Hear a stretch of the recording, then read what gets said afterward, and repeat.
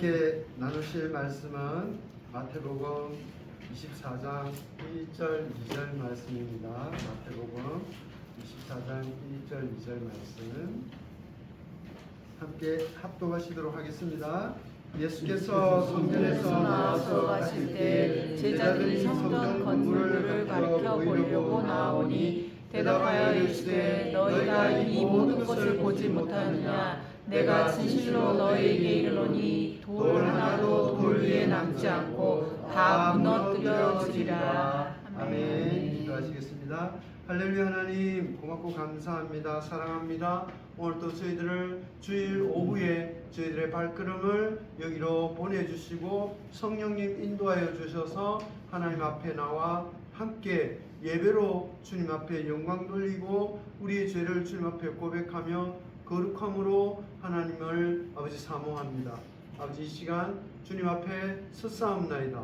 하나님께서 우리의 하나는 아버지 소망과 우리의 아버지 하나님 모든 제사드림을 주님 받아주시고 하늘의 영광과 기쁨을 누리시옵고 우리에게 적합하고 합당한 하나님의 말씀과 감동과 주님의 권면이 우리의 마음에 내려와 자리를 잡아 아버지 겨자씨처럼 자라고 아버지 싹이 나서 큰 나무가 믿음의 나무가 우리의 마음에 피어나게 하여 주시옵소서.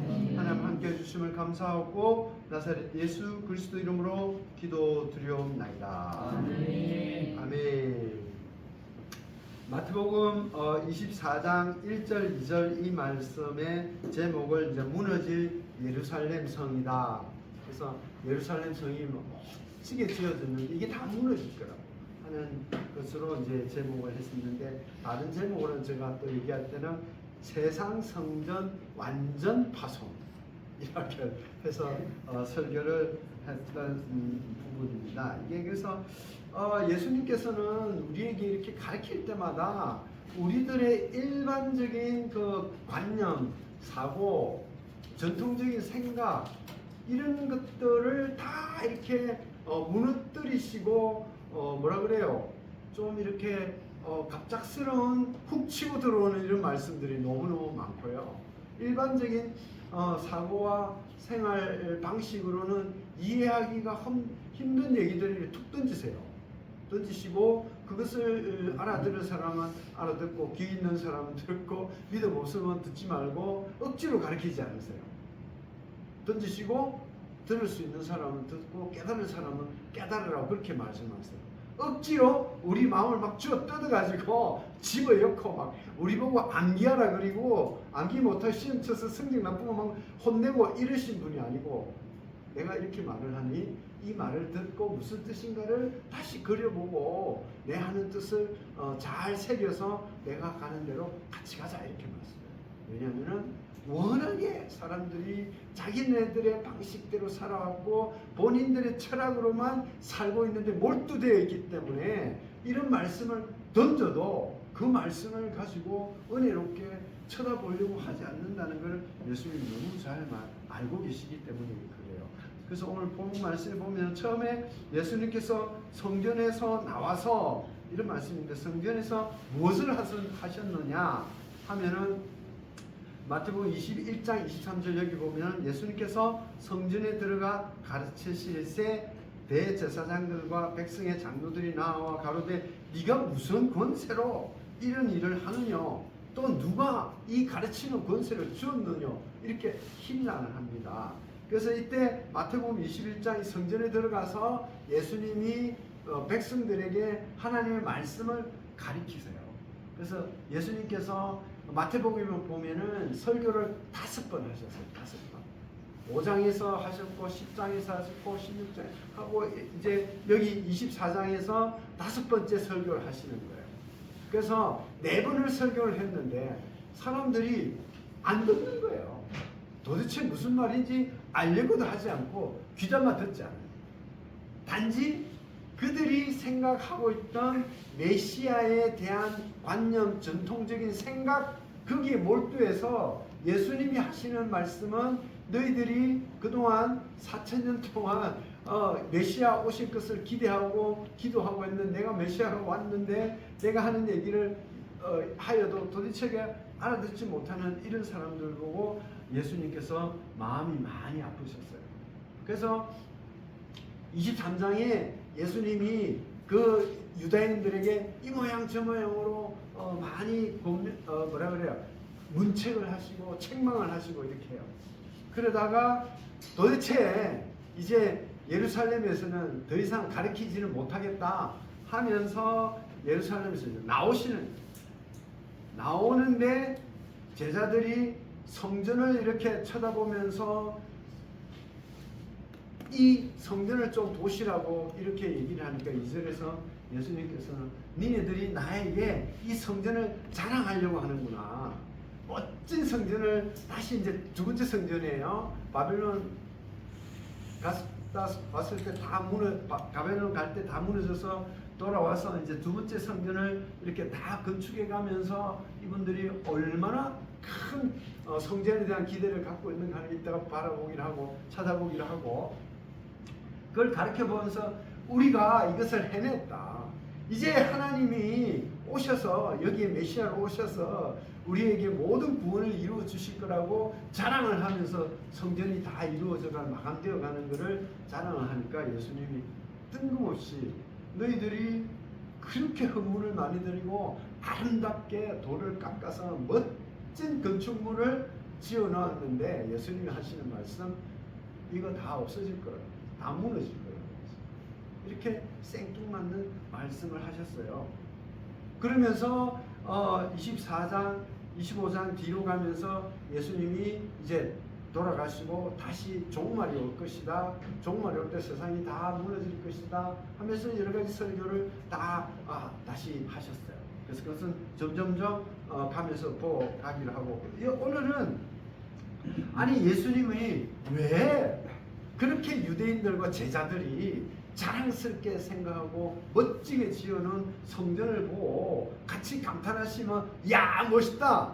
드디어 하나님께서 이 성전에 와서 너희들의 제사를 정말 멋지게 받아주시고 이제는 너희들도 제사함을 받는데 참으로 훌륭하고 아름답게 될 거야 하고 같이 동감하지 않으시고 생뚱맞게 메시아라고 믿고 따라왔는데 이 성전이 와장창 다 무너져서 돌 위에 돌도 하나도 안 남고 다 없어질 거라고 이렇게 말씀하시는 이유를 알아보려고 해요. 그래서 이게 그 당시 예수님이 이제 아까도 봤지만 21절에 이 예수님께서 예루살렘에서 많은 사람들에게 가르쳤음에도 불구하고 서기관 바리새인 종교 지도자들이 예수님을 거부한다는 걸 앞에 방금 전에 마태복음 21장 말씀으로 읽었죠. 그래서 무슨 권세를 이렇게 합니까? 이러니까 예수님이 말씀하시는 21장 마태복음 21장 24절 이렇게 말씀합니다. 예수님께서 대답하시되 나도 내가 한 말을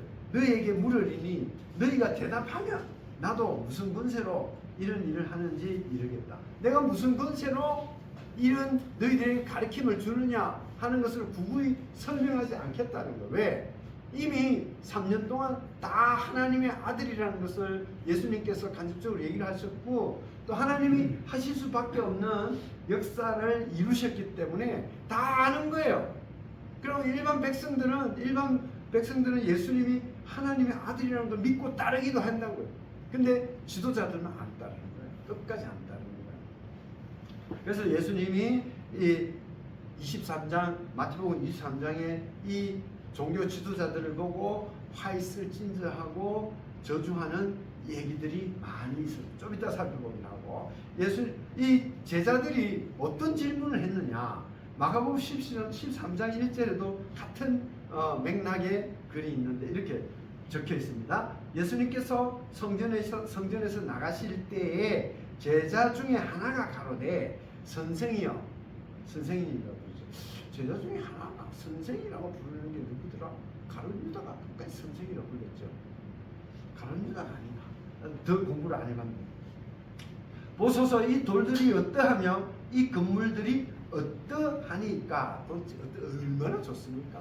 이렇게 물어보니까 이렇게 물어봤습니다. 또 누가복음 21장 5절 6절에 이렇게 물어봅니다. 어떤 사람들이 성전을 가리켜 그 미석과 헌물로 꾸민 것을 말하며 예수께서 가라사대 너희 보는 이것들이 날이 이르면 종말이 오면 돌 하나도 돌 위에 남지 않고 다 무너뜨리리라 하면서 마가복음과 누가복음에 각각 쓰여져 있어요. 그래서 이것을 종합해 보면은 제자들이 뭐냐면 이렇게 멋진 건물을 우리가 돈 많이 들여서 예쁜 돌들을 다 깎아가지고 지금이야 돌 깎는 게 뭐 일입니까?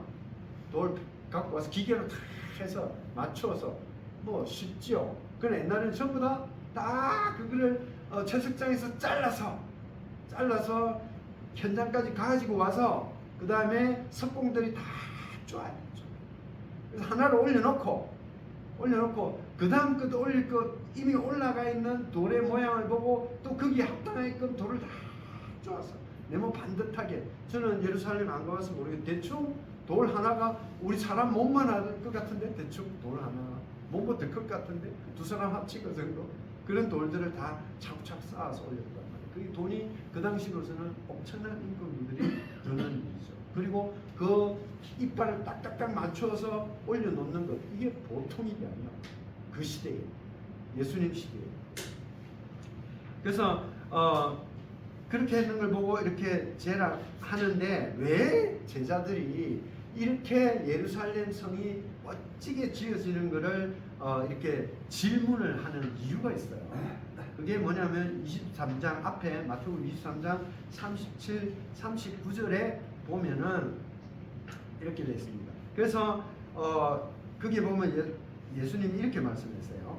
예루살렘아 예루살렘아 선지자들을 죽이고 네게 파송된 자들을 돌로 치는 자여. 그러니까 예루살렘에 파송된 자가 누굽니까?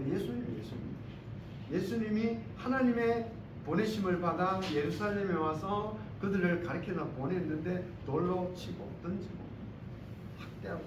그래서 암탉이 그 새끼를 날개 아래 모음같이 내가 네 자녀들을 모아서 가르치고 구원하려고 했는데 몇 번이나 그랬냐. 그러나 너희가 원치 아니하였도다. 38절. 그래서 보라 너희 집이 황폐하여 버림바 되리라 하고 23절에 앞에서 잠깐 얘기를 했거든요. 예수님이 이제 예루살렘 나와야겠다. 그 얘기를 하니까 너희 집이 다 황폐해 버릴 거다. 이렇게 얘기를 하니까 제자들이 그 성문을, 예루살렘 성을 나오면서 아니 황폐되다니, 이렇게 멋있는 게 어떻게 황폐가 돼요? 돌로 만들어져 있는데, 무너지지 않는데. 그러니까 예수님이 그날이 오면은 이 돌들이 다 무너질 것이다, 이런 말씀을 하신 거예요. 유대인들은 이 성전에 대해서, 예루살렘 성, 그 성전에 대해서 어떤 개념을 갖고 있었냐면은 구약시대의 성막을 광야에서 만들어서 하나님의 영광이 임재하도록 했던 그 개념이 계속 이어져 내려와서 이 성전이라는 것은 첫째로 하나님이 임재하는 곳이다. 하나님이 임재하는 곳이 성전이라고 생각을 했어요. 그래서 성전이 지어져 있으면은 하나님이 거기에, 성막에 하나님이 계셨던 것처럼 성전에 와서 하나님이 거기 계시기 때문에 하나님과 함께 있으면 이들은 구원이라 생각했거든요.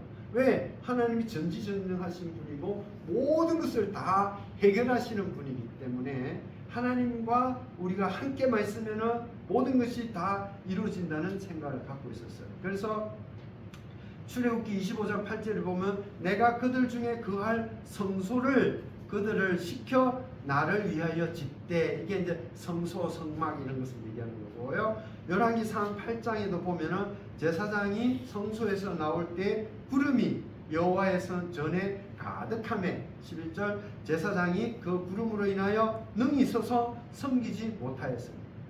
구름이, 하나님의 영광이 가득한 구름이 성전, 성막 채우니까 제사장이 그 영광에 눈이 구름인데 눈이 부시는, 우리 구름은 눈 안 부시는 구름이죠. 그 하나님의 구름이 임하면은 영광의 구름이라, 구름이 있어 너무 빛이 쳐다보지 못해. 그게 하나님의 영광이 성막에 가득 찼거든요. 그래서 성전을 지으면은 그 성전에 하나님의 영광이 가득 찰 거라고 믿는 것이 유대인들의 메시아 사상이에요.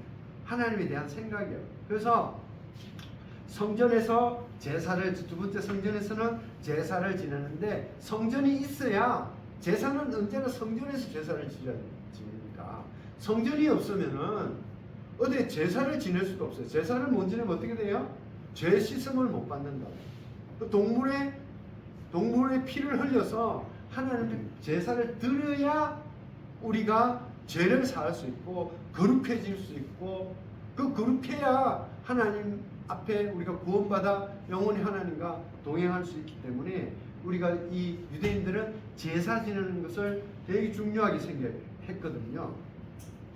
그래서 레위기 16장 30절에 보면, 이날에 너희를 위하여 속죄하여 너희로 정결케 하리니 너희 모든 죄에서 너희가 여호와 앞에 정결하리라. 그러니까 여호와 앞에서 정결하지 못하면 구원을 못 받는 거예요. 그래서 그 정결하려면 제사를 드려야 되는데, 제사는 꼭 짐승의 피를 흘려서 짐승을 잡아서 하나님 앞에 제사를 드려야 되는데, 이 제사는 성전에서만 드렸거든요. 그러니까 이제 우리가 예루살렘 성을 건립을 하면은 우리 죄를 씻음 받을 수 있다는 거지. 제사 지낼 수 있고. 왜 그랬겠어요? 예수님이 오시기 전에 400년 동안 이 사람들 제사를 하나도 안 지냈거든요. 말라기 이후에 하나님이 이스라엘 백성에게 입을 닫아버립니다. 그 다음에 아무 말씀도 안 하셨고, 너무 죄를 많이 지니까 하나님이 삐지신 거야.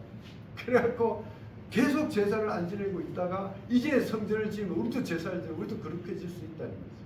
그런 마음을 가지고 예루살렘 성전을 재건하는 이런 생각을 가지고 있었던 것이에요. 그래서 이 성전을 지어야만이 그 성전 속에 하나님과의 관계가 회복되고 그것이 구원에 이르는 일이라고 유대인들은 생각하고, 그런 유대교는 그렇게 생각하고 지금도 그렇게 생각해요. 지금도. 그리고 유대인들은 이 성전은 이스라엘 백성들의 번영과 안전, 모든 회복을 보증해주는 그런 상징으로 생각을 했어요. 그래서 예루살렘 성전이 거룩하게 서 있으면은 유대인들이 올바르게 나라 전체와 민족이 바른 삶을 살며 모든 것이 다 원만하게 돌아가는 구원의 상징으로 보았어요. 그래서 구약 성경에 보면 신명기 12장 13, 14절에 이런 말이 있습니다. 너는 삼가서 네게 보이는 아무 곳에든지 번제를 드리지 말고 오직 너희의 한 지파 중에 여호와의 택하실 그곳 성전에서 너는 번제를 드리고 내가 네게 명하는 모든 것을 거기서 행할지라, 이런 말씀이 있고요. 그 다음에 시편 122편 6절 7절을 보면 예루살렘을 위하여 평안을 구하라. 예루살렘을 사랑하는 자는 형통하리로다.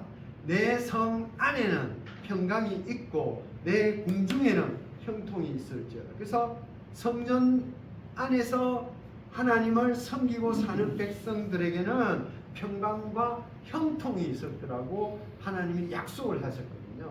그래서 하나님의 성전을 짓는 것은 엄청나게 중요한 그들의 삶의, 이 땅의 삶에서 모든 보호를 받을 수 있는 기초가 되는 것을 성전이라고 생각했어요. 그래서 유대인들은 성전을 엄청 중요하게 생각하죠. 그래서 여기서 성전이 파괴된다는 것은 하나님의 심판이 일어나는 거예요. 그래서 예수님이 이 성전 새로 짓는 중건을 해서 거의 다 마무리되어가는 이 성전의 돌들이 다 무너져서 성곽이 다 무너진다는 것은 하나님이 너희들을 심판할 거예요. 이대로 살면은 너희들은 구원이 없다는 거예요. 예수님이 3년 동안 막 가르치고 보여주고 먹이고 그랬는데도 하나도 변화가 없는 거예요. 그러니까 10명 문둥병자가 문둥병자를 예수님이 낫게 해줬는데 한 명만 돌아와서 감사하다고 그러잖아요. 나머지 대부분의 9명은 감사가 뭐예요? 그렇게 하나님께서 역사를 보여줘도 하나님 안 따라오는 거예요. 10명 중에 한 명만 따라오고 한 명만. 그러니 예수님이 이건 안 된다는 거예요. 그 당시에 그랬어요. 그 당시 2000년 전에. 하나님이 성전이 파괴된다는 것이 심판이라고 하는 것이 구약 성경에 이곳에 저곳에 있는데 예레미야 애가 2장 1절 2절에 보면은 이렇게 말씀이 적혀 있습니다. 슬프다 주께서 어찌 그리 진노하사 처녀 시온을 구름으로 덮으셨는고 이스라엘의 아름다운 것을 하늘에서 땅에 던지셨으니 진노하신 날에 그 발등상을 기억지 아니하셨더라. 이전에 주께서 야곱의 모든 거처를 삼키시고 긍휼히 여기지 아니하셨으며 노하사 처녀 유다의 견고한 성을 헐어 땅에 엎으시고 나라와 백성으로 욕되게 하셨더라. 하나님께서 이스라엘의 성을 다 때려 부신다는 거야. 언제?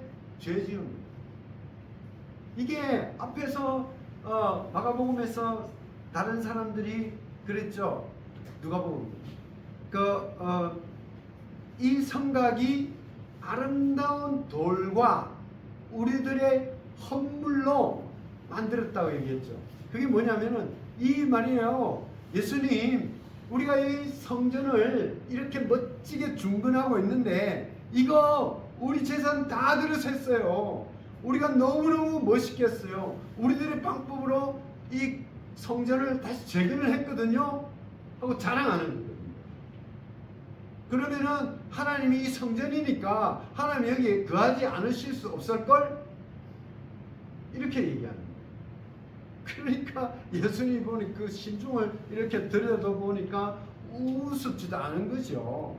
하나님이 다 하시는데 우리가 교회 멋지게 지어놓으면은 교인들이 버글버글 들어올 거야.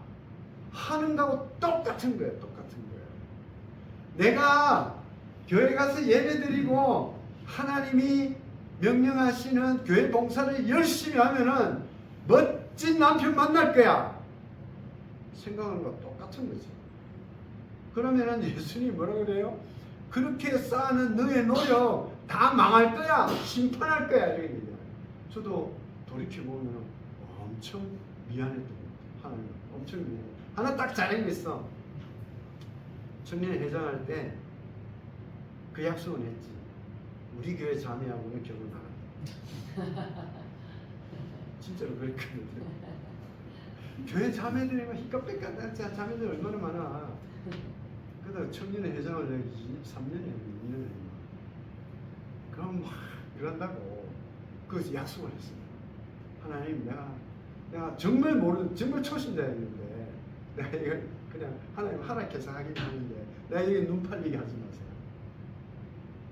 하나님 그거 보시고 어떻게 지켜주시는 거예요.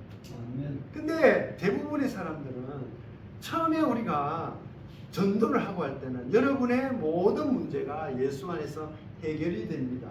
하나님이 도와주십니다. 와서 은혜의 복을 받으십시오 하고 구원의 길에 들어오게 하죠. 들어왔으면 하나님의 말씀을 읽고 묵상하고 주님이 가르치시는 대로 따라 살아야 되는데 사람은 이 육신이 있어서 육신을 누가 지배한다고? 악한 영이 지배를 하다 보니 우리가 그게 참 쉽지가 않아요. 그래서 하나님은 우리의 삶이 예수 믿고 신앙생활을 하는 것이 모두가 이 광야에서 돌밭길에서 살아가는 삶이라는 거예요. 그걸 하나님 이겨내지 못하면 다 이들처럼 하나님 여호와 전에 나와서 세상의 물질적인 복과 세상의 명예와 세상의 모든 가진 것을 누리려고 하는 그 욕심밖에 없으니 예수님께서 마음이 많이 아프신 거예요. 그 당시 마음이 아팠던 거나 지금 우리를 보고 마음이 아픈 거나 크게 어려움이 없어요. 근데 실제로 유대인들은 이제 다섯 번째로 성전에 대해서 어떤 생각을 하고 있냐면은 메시아가 이 땅에 오시면 성전이 완전히 회복이 되고 그 회복이 구원의 완성으로 모든 문제가 다 해결된다고 생각해요. 그래서 제자들도 예수님이 하나님이 아니고서는 저런 역사를 못하니까 예수님이 메시아인 것을 사람들이 믿는 거예요. 그래서 메시아라고 믿고 왔으니까 성전이 다시 재건된다는 거 이거 이분들이 생각할 만한 일인 거예요. 드디어 메시아 하나님의 아들 예수님이 오셨으니까 성전도 건축되는구나. 그래서 이 성전이 너무너무 이제 뿌듯한 거예요. 자기네들이 만들어 놓고 마침 때 맞춰서 또 예수님까지 오셨잖아요. 이게 딱 맞는 거지.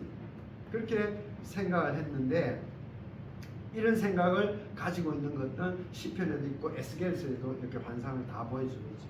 그러나 예수님께서는 그렇게 말씀하지 않으세요. 그래서 이 유대인들은 지금도 세 번째 성전, 제3성전을 건축하겠다고 계속 얘기를 해요. 네타냐후가 금년 초에 또 그랬어요. 그래갖고 예루살렘에 있는 그 황금사원 모슬렘 그 앞에서 여기다가 제3성전을 짓겠다고 막 청량도 하고요. 장녀들 거기 모여서 기도도 하고 그랬어요. 그 유대인들은 지금도 계속 메시아가 안 왔기 때문에 자기네들이 제3 번째 성전을 지어놓으면 메시아가 오셔서 자기네들에게 모든 파워를 줄 거라고 생각하는 거죠. 근데 그게 적 그리스도. 왜냐하면은 예수님이 성전이거든요.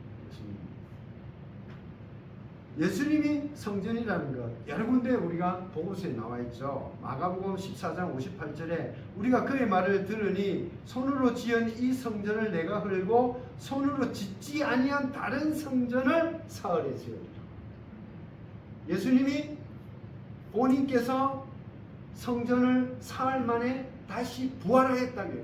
자기가 사흘 만에 다시 부활하겠다 하시면서 부활하신 본인을 뭐라 그래요? 성전이라고 그러죠. 그러니까 메시아 시대, 메시아가 오신 종말에는 예수님 자체가 성전인 거예요. 근데 유대인들은 지금도 눈으로 돌로 지은 멋진 건물, 건축물, 그게 성전이라고 그래요. 근데 예수님은 그렇게 말씀하지 않으셨죠. 본인이 성전이에요. 요한복음 2장 20절 21절에 유대인들이 가로되 이 성전은 46년 동안 지었거늘 네가 3일 동안에 일으키겠느냐 하더라. 그러나 예수는 성전된 자기 육체를 가리켜 말씀하신 것입니다. 이것이 다 무너지면은 내가 3일 동안에 성전을 다시 재건하겠다고 예수께서 말씀하신 것은 본인이 3일 있다 부활하실 거예요. 그 부활하시는 예수님이 바로 성전이라는 거예요. 마태복음 26장 61절에 가로되 이 사람의 말이 내가 하나님의 성전을 헐고 사흘에 지을 수 있다 하더라 하니, 마태복음 27장 40절에 가로되 성전을 헐고 사흘에 짓는 자여 네가 만일 하나님의 아들이거든 자기를 구원하고 십자가에서 내려오라 하면서 예수님을 힐난했는데, 예수님께서 많은 자들에게 본인이 성전을 헐고 나면 본인이 성전을 새로 짓겠다, 내가 3일 만에 부활하겠다는 말을 성전으로 빗대어서 비유로 말씀을 자주 하십니다. 그래서 제3성전은 이미 지어졌고 제3성전은 예수님 자신이 성전이에요. 그래서 우리가 예수님 안에 들어가 살고 예수님이 말씀으로 우리가 들어가 살고 예수님 안에 우리가 들어가 산다는 것은 우리가 하나님이 임하는 성전에 거하는 거예요. 그래서 우리가 예수 이름으로 기도하고 하나님과 동행하는 것은 정말로 귀한 일이다. 그러나 유대인들은 지금도 그릇된 성전에 대한 생각으로 25년 8월 19일 보도군요.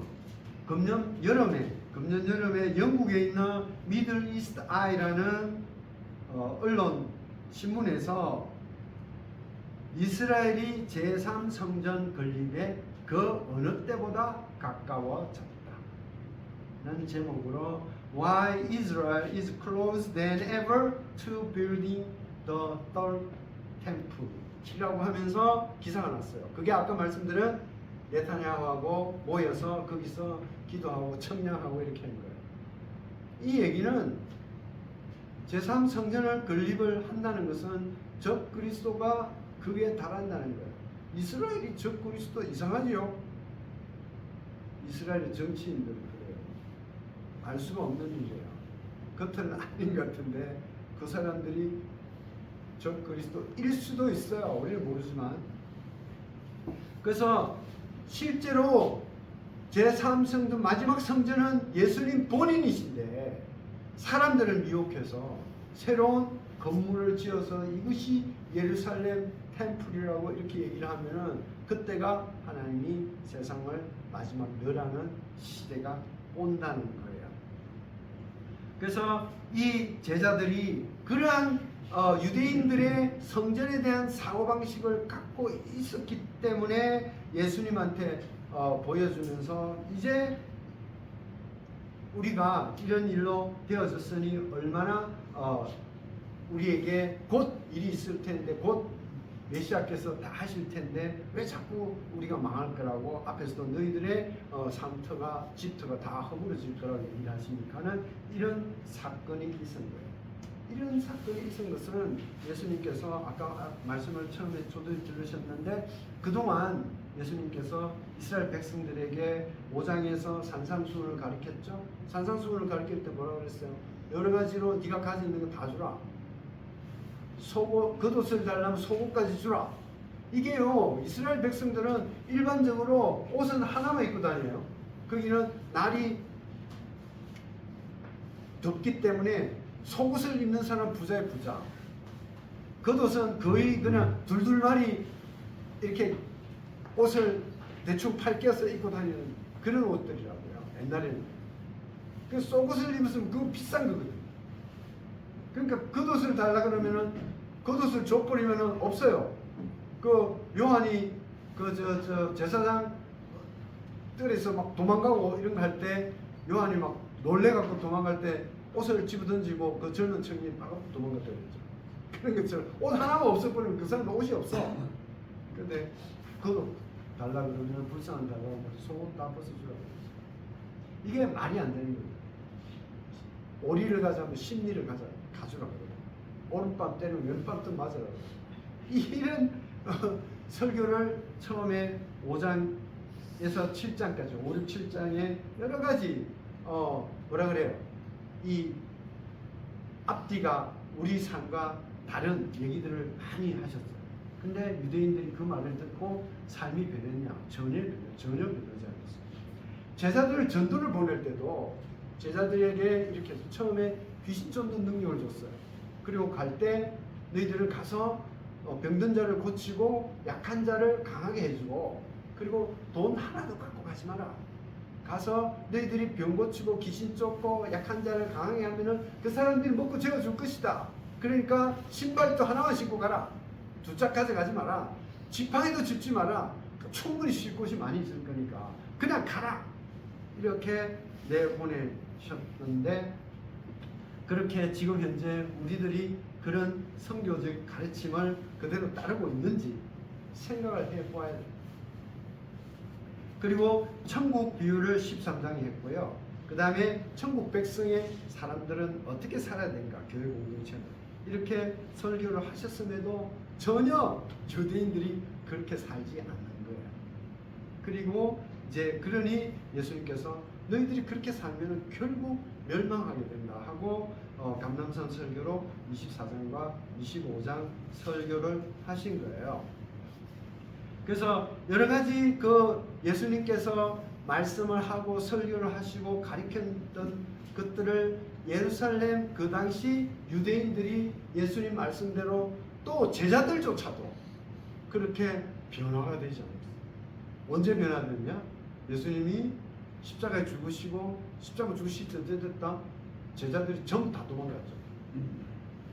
모조리 다 도망갔는데 다시 살아나서 부활되니까 부활된 예수님이 40일 동안 계시니 다들 놀라서 그때서야 예수님이 정말 하나님의 아들이구나 메시아구나를 깨닫고 사도행전에서 복음서에서 3년 동안 가르치셨던 것 부활을 겪고 예수님이 정말 하나님의 아들이고 메시아라는 것을 깨닫고 난 뒤에 그 다음에 사도행전에서 하나님의 일을 해 나가는 거예요.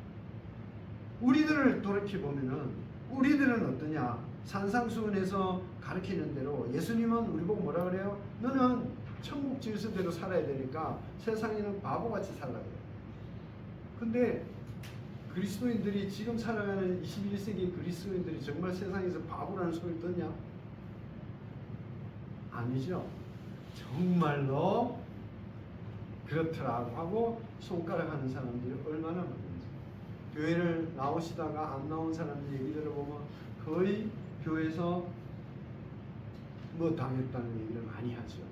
마음이 너무너무 아픈 거예요. 그래서 우리가 기존에 우리들이 마태복음 5장 48절에 말씀하시는 것처럼 예수님이 하늘에 계신 너희 아버지의 온전하심과 같이 너희도 온전하라고 예수님이 말씀하셨는데, 우리가 어디까지 온전해야 된다? 하나님이 온전한 데까지 우리가 온전하게 가야 되는 거예요. 그 당시도 그렇게 안 살았어요. 지금은 그렇게 사냐? 나는 괜찮지. 나 정도야 하나님같이 내가 살 수 있나? 어찌 내가 그 일을 하나? 때로는 농담으로 그렇게 살면 교만이지? 이렇게 말을 합니다. 그러면서 내가 하나님같이 살지 않는 것을 당연하게 생각해요. 이거는 아니라는 거지. 예수님이 그 당시 유대인의 종교 지도자들이 이런 것을 가르치는 대로 하지 않는다고 저주받는다 그랬거든. 그러면은 변치 않는 하나님, 말씀은 변화가 없는 하나님, 그때의 말씀이나 지금의 말씀이나 동일하신 하나님은 우리에게는 하나님의 말씀을 좀 비틀어서 수정 보완해서 우리에게 적용하실까? 아니면은 예수님이 오셔서 말씀하셨던 그 똑같은 말씀으로 우리에게 요구를 하실까? 저는 예수님께서 그 당시 제자들에게 하나님이 온전한 것처럼 너희도 온전하라고 말을 했으니까, 오늘 또 예수님이 정일석에게 하나님이 온전한 것처럼 정일석 너도 온전하라고 하나님 명령하신다고 봐요. 근데 내가 하나님처럼 온전하냐? 온전하지 않으니까 저녁에 부끄럽게 하나님 죄송해요 회개 기도하는 거죠. 내일은 참되게 살게 해주세요. 그런 사건이 왔을 때 하나님한테 물어보고 하나님 원하시는 대로 발자국 뛸 수 있게 주님 도와주세요 하고 기도하는 거죠. 그렇다고 내일 또 그러면 내일 내가 완전히 하나님처럼 온전하게 되냐? 안 될 것 같아요. 그러나 그 되려고 애통해하고 가슴 아파하고 주님 앞에 미안해하는 그 마음을 보시겠다는 겁니다. 근데 그런 마음을 우리 다 잊어버리고 산단 말이에요. 그러니까 겸손하지 못하고 교만한 삶을 산다는 거예요. 전도 현장에 갈 때 예수님께서 아무것도 가지고 가지 말라고 하지만, 우리는 전도하고 선교할 때 제일 먼저 뭐 해요? 예산부터 짜요. 이런 방법을 하고 저런 방법을 하면은 몇 명이 나올까? 전도를 하고 선교를 하라니까 교회만 멋지게 짓는 거야. 그게 돼요? 우리 교회가 안 돼. 멋지게 옮겨도 안 돼. 안 되는 거야. 어떻게 해야 된다? 우리 성도님들이, 교회 공동체가, 교회 리더십이 하나님처럼 온전하려고 애쓰고 애통해하고 노력하고 하나님 앞에 엎드려요. 겸손해져. 그래야 온전해지려고 하는 자세와 태도와 중심을 보시고 하나님이 전도와 선교의 열매를 맺게 해주시거든요. 저는 많이 어렵다고 봐요. 아니라고 봐요. 아니, 동명에 있는 깨알 같은 어린 것들을 한 번이라도, 일주일에 한 번이라도 말씀을 먹이는 것, 이거는요 손해보는 것하고 이익 보는 거하고 상관이 없어요. 무조건 해야 되는 거예요. 무조건 해야 되는 거예요. 왜? 그 아이들에게 우리가 예수님의 그림을 그리는 것이기 때문에. 그런데 예수님의 그림 그리는 것이 무엇이 이해타산이 되어야 되겠어요? 뭐 유불리를 따져야겠어요? 아니거든요. 그걸 하면 바보 되는 거야. 내 돈 다 써야 돼. 내 시간 다 써야 되고, 내가 다 그 아이들 때문에 내 감정과 내 생각을, 에너지를 다 써야 되거든요. 이거는 바보 같은 일이거든요. 그 바보 같은 일을 하는 것이 온전한 예수님처럼, 하나님처럼 온전해지는 일이고 거룩해지는 것이라는데, 그거 할까 말까 이렇게 하는데 이건 아니랍니다. 마음이 많이 아프고 어떤 결정이 나더라도 하나님 앞에 물어보고, 예수님께서 이렇게 하라면 이렇게 해야 돼요. 아이 리더십 하지 말았는데 나도 간둘까? 그러면은 그거는 아닌 거지. 예수님이 예루살렘 성을 나오면서 마음 아파했던 것하고 정말 예수님이 세 번째로 천국 비유 말씀을 13장에 하셨는데 다 끝내가겠습니다. 했는데 천국은 이렇대. 너 가진 거 다 팔아서 가지는 게 천국이에요. 무조건 그래. 무조건 예수님은 할 때마다 네 가진 거 다 팔아서 그걸 가져야 된다는 거야. 세상의 모든 귀한 것들 가장 가치 있다고 생각하는 것보다 천국이 가장 귀한 것이야. 근데 그 천국이 뭐냐? 천국이 하나님의 나라를 뿌려서 하나님의 나라가 자라나게끔 하는 그게 천국이야. 하나님 나라가 자라나게끔 성장하게끔 하려면은 내 마음이 천국처럼 기쁘고 즐겁고 행복하지 않으면은 그는 심어진 씨에서 나무가 나고 열매가 맺히는 일이 불가능하다. 불가능. 그래서 천국 비유를 계속 다 팔아서 겨자씨를 뿌려 심어 자라게 하라는 것이 계속 천국 비유였고요. 교회 공동체에서는 네가 내가 잘나나 범죄하지 마라 또 겸손하라 이렇게 말씀하셨고요.